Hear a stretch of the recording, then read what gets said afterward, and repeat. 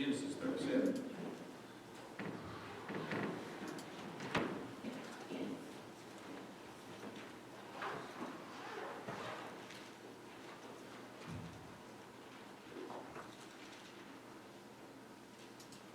Genesis 37, verse 12.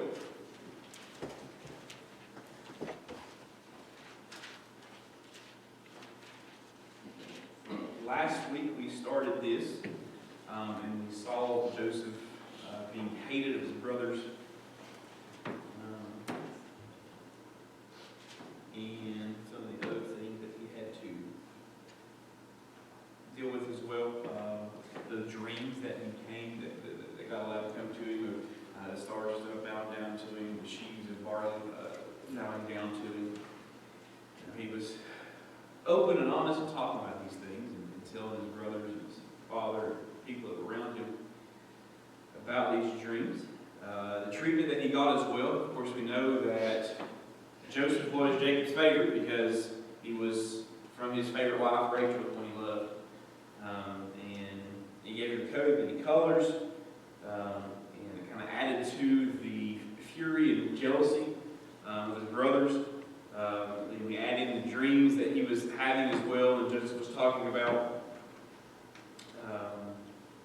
You can see where some of the jealousy of his older brothers kind of creeped in, and how they could, be upset with him and see their father showing him some favoritism, and how that would cause some jealousy as well. I'm sure they thought and pondered lots of times on things they could do to Joseph, tie him up to a tree, duct tape him somewhere, all those things that the brothers could have done to him. And probably even talked about it amongst themselves a little bit, being worried about it a couple times.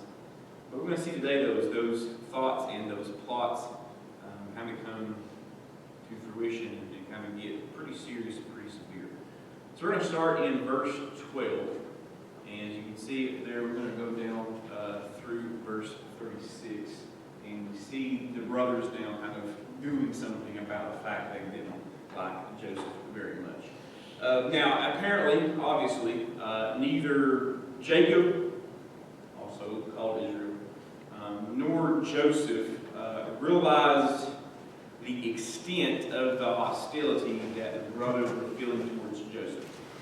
As we'll see, Jacob here sends Joseph out to kind of see what's going on with the brothers, see how they're faring out while they're working. So he didn't think that they were going to do any type of serious harm to him.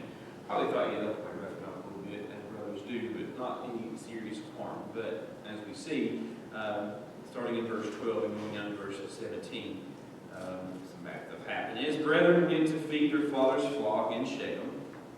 And Israel said to Joseph, "Do not thy brethren feed the flock in Shechem? Come, and I will send thee unto them." And he said to him, Here am I, excuse me. And he said to him, Go, I pray thee, see whether it be well with thy brethren, and well with the flock, and bring me word again. So he sent him out of the vale of Hebron, and he came to Shechem. And a certain man found him, and behold, he was wandering in the field. And the man asked him, saying, What seekest thou? And he said, I seek my brethren, and tell me, I pray thee, where they feed their flocks. And the man said, They are departed hence. For I heard them say, Let us go down to Dothan. And Joseph went after his brethren, and found him in Dothan. So he travels here. Israel, Jacob calls him in and tells him to go check on the brothers, check on the flocks, make sure everything is okay. Not many, or hopefully none of the flock have been lost. The brothers are in good health. Everything is okay with them. So he sends Joseph on about the 50-mile, a little more than 50-mile trek from Hebron to Shechem. And as he's there, we see him where they should be. He's looking around, wandering around these fields, wandering around here out, and he doesn't see his brothers anywhere. But he does come upon a man and talks to him and finds out that the brothers had moved the flock about 20 more or 24 more miles to the north in a place called Dothan. Okay, so Joseph's just doing his due diligence here, pleasing his father, doing what his father asked him to do, getting a little more involved than he thought it was going to start off with. But Joseph wants to see the task that he's been given through. So he travels 20 or so more miles north up to Dothan, completely unaware, right, of the intensity by which his brothers have started to hate him. As they're out in the fields with the flock, I'm sure they're talking about it more and more and more, and the hatred and bitterness is just growing and festering more and more and more again. But Joseph, again, unaware and never really imagining that his brothers, would want to get rid of him. As sure as it is, Chad and I have had many knockdown and drag out fights, as brothers do. And never been to the point where I thought he was going to threaten to kill me a couple times, but never actually thought he was going to get to that point, right? And wouldn't it obviously kind of the same way? As Rod mentioned before, if somebody else is trying to do something that's a little story, we're going to quit fighting and kind of do what we have to do. There's a younger brother getting picked on by somebody else, or whatever the case may be. But it never, Joseph's the same thing. I'm sure there was some brotherly fights here. They never imagined it was going to go this far. So still a great distance away from them, and starts heading toward them. Let's go to verse 18. And when they saw him far off, so when Joseph is traveling to Dothan, they're out flocked, and they see Joseph coming towards them. Maybe he has that multi-coat coat on, and they can see him off in the distance, whatever the case may be. They see him coming. Verse 18.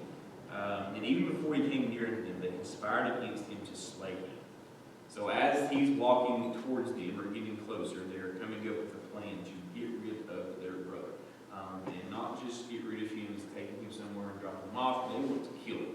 Okay? They're trying to come up with a way to kill Joseph. In verse 19, and they said one to another, in a very scoffing tone, I'm sure, behold, this dreamer cometh. Come now, therefore, and let us slay him, and cast him into some pit. And we will say, some evil beast hath devoured him, and we shall see what will become of his brothers. We can see how deeply rooted the bitterness and hatred has become from Joseph and his brothers here. They were wanting to come up with a way to get rid of him. They had a plan to go back and tell their father what happened to them, or happened to Joseph. They could get away with it as well. They were trying to express their own power over Joseph's life because they hated him so much. They didn't like the fact that he had these dreams. They believed they had the power to control Joseph's destiny and thwart the plans of greatness that God had for him. Right? They keep mentioning these dreams. And just cannot get over the fact that these dreams that Joseph had of these the stars bowing down, the sheaves of barley stuff bowing down to him. They can't seem to get over it. So they're trying to demonstrate their own power against the plan of God and thwart any greatness that God might have planned for him. Confidence there obviously is misplaced because we know, as these gentlemen will find out too, next several years, but no one can frustrate God's program, no one can frustrate God's power, no one can intervene in what God wants to happen. So at the end of verse 20 now, we've got Joseph walking towards his brothers, and they're going to kill him. Throw him in a pit somewhere and tell Jacob that a beast, an animal of some kind eat. Verse 21. And Reuben heard it and delivered him out of their hands and said, let us not kill him. So Reuben is the oldest of the brothers, okay? And he intervenes here and saves Joseph's life. He demonstrates a little bit of maturity and seeing, how upset the other brothers were.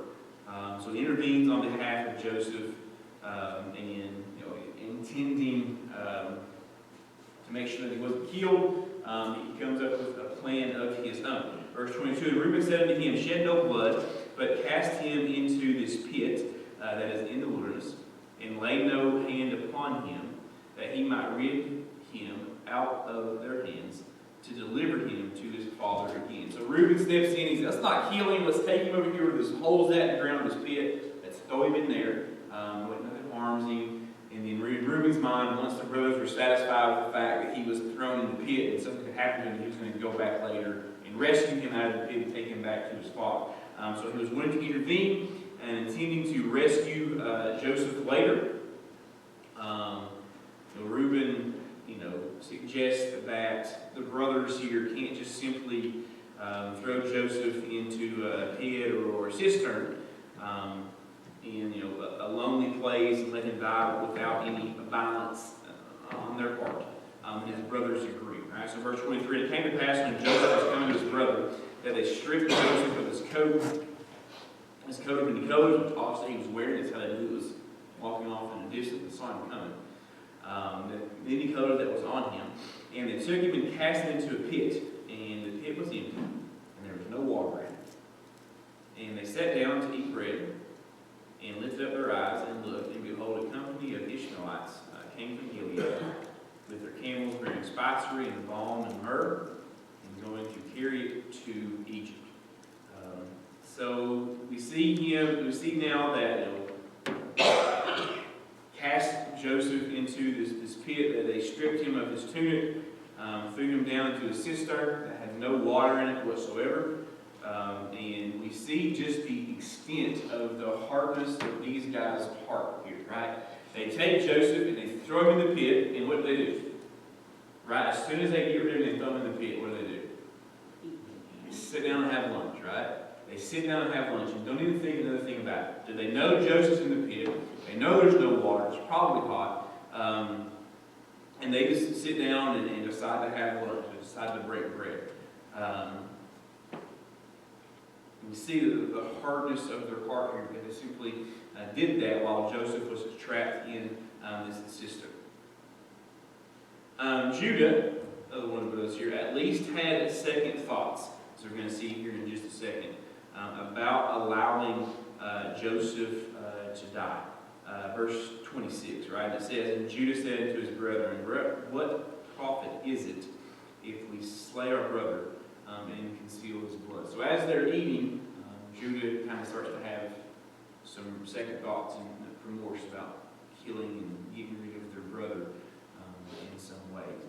And we get to verse 27, and he comes up with a plan. Come and let us sell him to the Ishmaelites, and let not our hand be upon him, for he is our brother and our flesh, and his brethren were content. So Judah said, let's not leave him down there. Let's profit off of him a little bit. Bro, we can't just kill him. He is, our flesh and our blood. Let's sell him to the Ishmaelites. Well, we can get rid of him. He's not around anymore. We get something for him, and then we kind of satisfy all the things we're trying to do without having to kill Joseph. And we see at the end of verse 27 that these brethren, the brothers are okay with this, that they like this plan. So verse 28, let's go down to verse 30. Then there passed by the Midianite merchantmen, and they drew and lifted up Joseph out of the pit, and sold Joseph to the Ishmaelites for 20 pieces of silver, and they brought Joseph into Egypt. And Reuben returned unto the pit, and behold, Joseph was not in the pit, and he rent his clothes. And he returned unto his brethren and said, the child is not, and now whither shall I go? So Reuben apparently is not around while this is going on. Right? He's off, he's doing something, he's left, he's upset with his brother, so he's getting out of there, whatever the case may be. He's not around when they devise this plan to sell Joseph to the Ishmaelites. Okay? So after that happens, we see Joseph being sold for 20 pieces of silver. They're going to take him down to Egypt. The brothers are satisfied, they're counting the money, and Reuben shows back up and looks down to the pit to get Joseph and realizes that he is not there.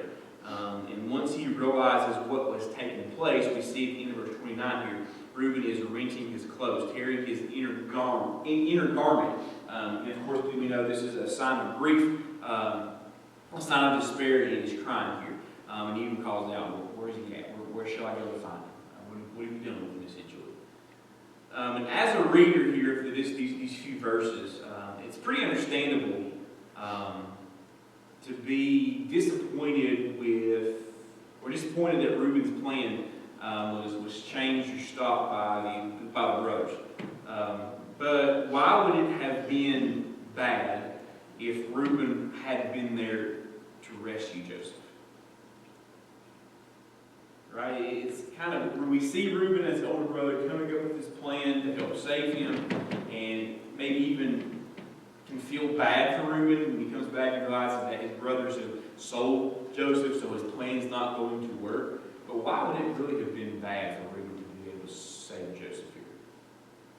It was God's plan. Exactly, right? It's going to derail, right? If Reuben was there and saved Joseph and took him back, it's going to change and derail the plan of God to save his people from eventually becoming famine, right? There's a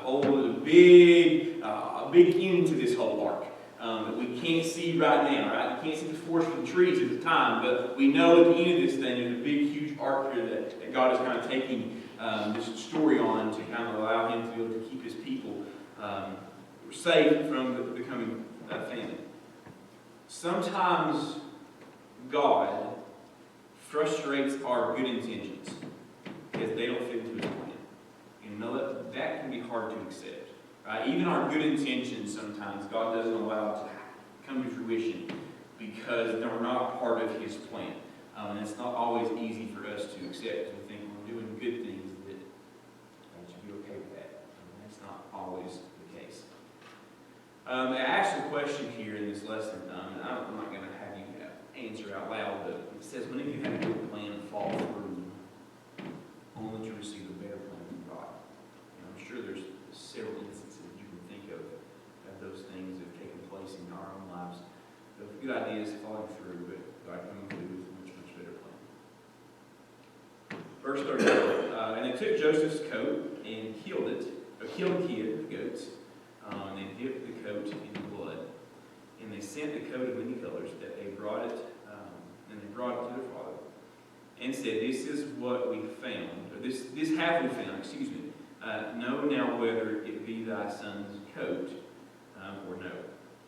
And he knew it, and said, "It is my son's coat. An evil beast hath devoured him. Joseph is without doubt rent in pieces." And Jacob rent his clothes and put sackcloth upon his loins, and mourned for his son many days. And all his sons and all his daughters rose up to comfort him, but he refused to be comforted. And he said, "For I will go down to the grave unto my son mourning." Thus his father wept for him. So Reuben's brothers take Joseph's elegant robe of many colors here that his father had given him, which they hated, right? And they hated that coat. Man, they hated that. You can imagine the disdain every time they saw Joseph put that thing on and wondering what they thought to themselves. They absolutely despised this because it was a symbol of Jacob's, or Israel's, I guess, preference for Joseph. So they took the coat, they killed some rams or some goats, and dipped the blood from the rams in the coat, and then took the coat home to their father to show it to him, to display it to him, and then asking in innocence to their father if this was actually Joseph's coat or not. Knowing good and well there was not another coat anywhere like this one, they still, with innocence, took it and asked their father if it had belonged to Joseph. They did not tell their father that a wild animal had killed Joseph. They knew that he would be able to draw that conclusion himself from having a blood-stained coat to look at. So it essentially saved them from telling him just an outright lie. Right? They found this coat, it had this blood on it. What do you think happened? Even with the hatred of their brother Joseph, and even with the efforts that they went through to get rid of him, we still see them trying to ease their own consciences here. Right? We see them to the extent allowing them to ease their consciences by acting out lies rather than telling lies. Right? They think, we didn't tell him that he died. He thought that himself. He showed him the coat with blood on it. No less guilty, but helps them, as they say, sleep a little better at night. Right? And it's really amazing how easy it is and what extents that we will go to ease our own conscience a lot of times. As we see down to the end of the chapter, Jacob grieves here for days. The brothers come in, the daughters come in, the wives come in, the family comes in, everybody comes in trying to cheer Jacob up in some way. All of it to no avail. The effort to comfort him didn't work. You can probably imagine here the sons as they go in to try to comfort old dad on Joseph being killed, knowing full well exactly where he's at and what happened to him. Did they experience any remorse? Did they see Jacob crying and sobbing? Who knows? But you can kind of imagine what those men had to deal with as they see their father acting the way that he did and finding out that Joseph was dead.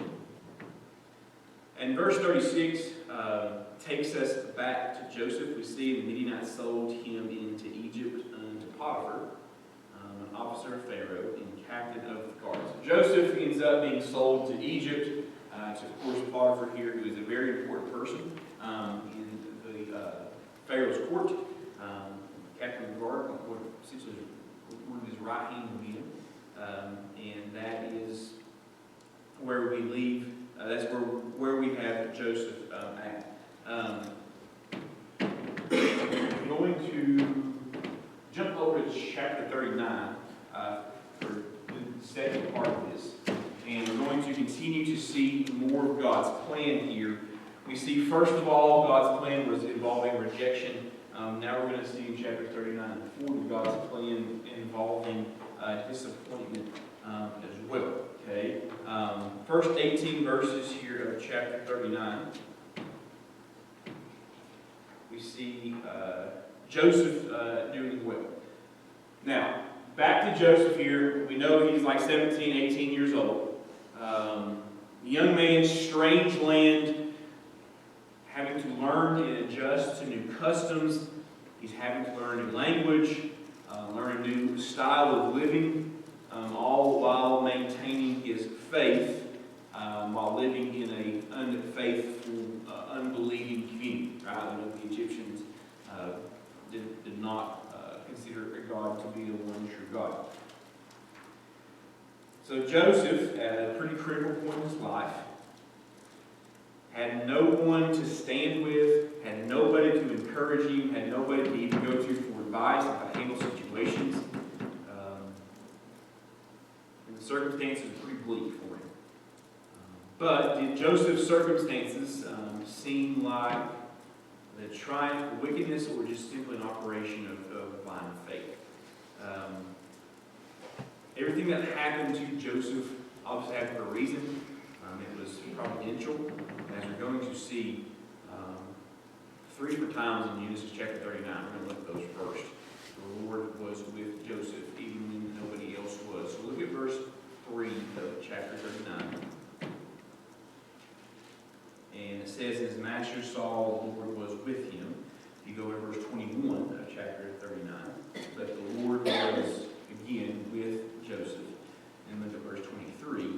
The keepers of the prison looked not to anything that was under his hand, because the Lord was with him. And that which he did, the Lord made it to prosper. So Joseph, yes, by himself, strange place, strange land, strange people, strange customs. God is with him and continues to stay with him throughout the extent of this. Let's do the first 18 verses and we'll finish up for today. Joseph serving Potiphar well here. God is already prospering Joseph, treating him or helping him. And because of that, it caused Potiphar to put Joseph in charge of everything he had, right? Entire state. First 6 verses. Joseph was brought down to Egypt, and Potiphar, an officer of Pharaoh, captain of the guard, an Egyptian, brought him into the hands of the Ishmaelites, which had brought him down thither. And the Lord was with Joseph, and he was a prosperous man, and he was in the house of his master the Egyptian. And his master saw the Lord was with him, and the Lord made all that he did to prosper in his hands. And Joseph found grace in his sight, and he served him, and he made him an overseer over his house, and all that he had put into his hand. And it came to pass, from the time that he had made him an overseer in his house, and over all that he had, the Lord blessed the Egyptian's house for Joseph's sake. And the blessing of the Lord was upon all that he had in the house and in the field. And he left all that he had in Joseph's hand, because he knew aught he had, save the bread which he did eat. And Joseph was a goodly person and well favored. So God prospers Joseph here, allows him to gain the favor of Potiphar, because Potiphar recognizes that there is something different about Joseph. Okay? And we see verse 2, he recognizes that the Lord is with him. He recognizes the blessing that is getting in his house and how his flocks in the field is becoming because Joseph is there. The Lord is blessing Joseph. So Potiphar realizes this, so he turns everything over unto Joseph. And Joseph, we see, responds very well to this. He responds by working hard, learning more and more about the customs and developing good administrative skills and other skills that he needed. And Potiphar was being blessed because of it. The Hebrew text at the end of verse 6, as we see, and Joseph was a goodly person and well-favored. Hebrews text means that Joseph was beautiful of form and beautiful in appearance. Right? So Joseph here he was that dude, right? He was that good-looking guy and well-favored and put together very well, noticeable, and that's well-built and handsome. Okay, that is how the Hebrew text essentially kind of describes him and talks about him. Now, those good looks Joseph had, obviously became a notice of Potiphar's wife, as we know. And like many of her people, her moral code was not the same as Joseph's. Okay? Verse 7. And it came to pass after these things that his master's wife cast her eyes upon Joseph, and she said, Lie with me. But he refused, and said to his master's wife, Behold, my master wotteth not what is with me in the house, and he hath committed all that he hath to my hand. There is none greater in this house than I. Neither hath he kept back anything from me, but thee, because thou art his wife. How then can I do this great wickedness and sin against God? So, she tries to seduce Joseph here, and of course we see Joseph refusing to sin against Potiphar, refusing to sin against God, because Potiphar trusted him. And Joseph knew he had found favor with Potiphar, and also Joseph knew that morally this was wrong, right? Now, we can assume that Potiphar's wife was a very, very beautiful, attractive woman, and that Joseph at 17, 18, 19 years old, would have recognized that she was a very, very beautiful woman. But even then, Joseph stood true to his faith and stood true to his morality, and did not want to hurt Potiphar or sin against God in any way, because he wasn't going to trust him. He also wasn't going to trust God, or he wasn't going to betray God by, as he said in verse 9, committing this great wickedness. Verse 10, and it came to pass that she spake to Joseph day by day, that he hearkened not unto her, to lie by her, or to be with her. This wasn't just a one-time thing, right? Potiphar's wife, she stayed on this several days, and tried to do all the things that she could to get Joseph to commit this sin. And he would not do it. Verse 11, and it came to pass about this time that Joseph went to the house to do business, and there was none of the men of the house there within. And she caught him by his garment, saying, Lie with me. And he left his garment in her hand, and fled, and got him out. And it came to pass, when she saw that he had left his garment in her hand, and was fled forth. So, day after day, she continues to do this, and tries to continue to tempt him. And Joseph eventually gets to the point where he's just avoiding Potiphar's wife at all costs. Right? You can see Potiphar's wife comes to the kitchen, Joseph goes somewhere else. She walks outside, Joseph runs off somewhere else. You can kind of see Joseph making sure he's not where she is. But one of the days, as we see, as he's trying to avoid her, one day his work takes him back to the house where Potiphar's wife is. There's no other men in the house as well. And he's trying to get some work done. Potiphar grabs his coat and tries to pull him into the bedroom or wherever it may be. And says again, Lie with me. And he did the only thing a chaste, God-fearing young man could do. He ran from her. He just took off and ran away from her. The problem was, though, is that she still had a hold of his coat as he was trying to get away. Verse 14, she called unto the men of her house, and spake unto them, saying, See, he hath brought in a Hebrew unto us to mock us. He came in unto me to lie with me, and I cried with a loud voice. And it came to pass, when he heard that I lifted my voice and cried, and he left his garment with me, and fled and got him out. And she laid upon his garment, and she laid up his garment by her until his Lord came home.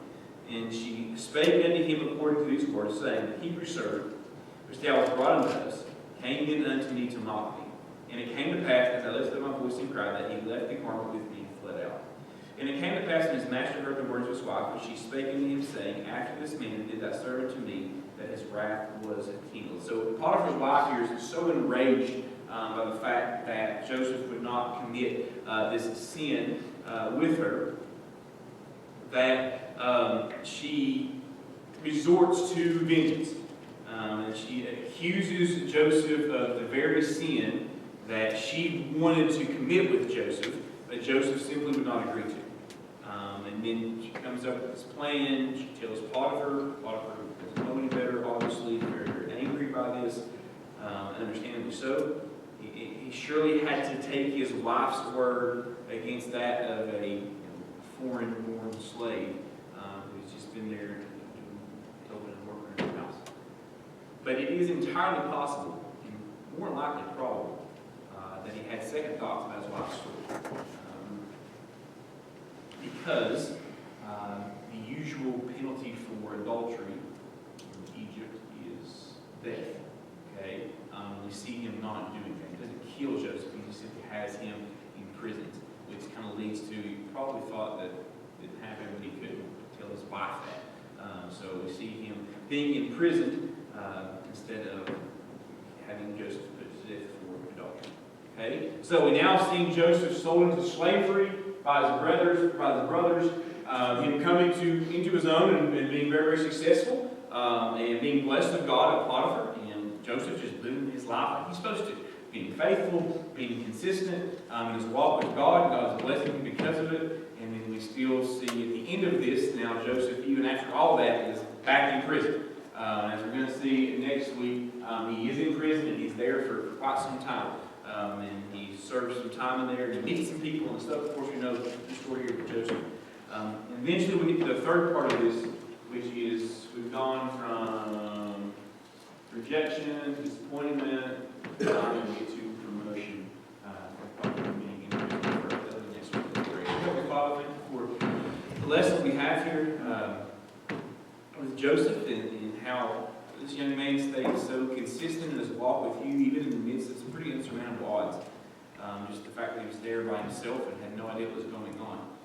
It would be easy to just kind of blend in and do what everybody else was doing and live that life, but he didn't. He blessed him because of it. And he continued to stay true to himself and to you with the incidents that happened several times with Potiphar's wife. Rebuked and held in prison because of it. He still remains faithful to you, Lord, and we're going to see in the story. His faithfulness receives great blessings from you. Even in the midst of insurmountable odds and difficult situations, you continue to remain faithful, and you bless him severely because of it. So I guess the lesson we take from this, that first of all, our plans, even good intentions,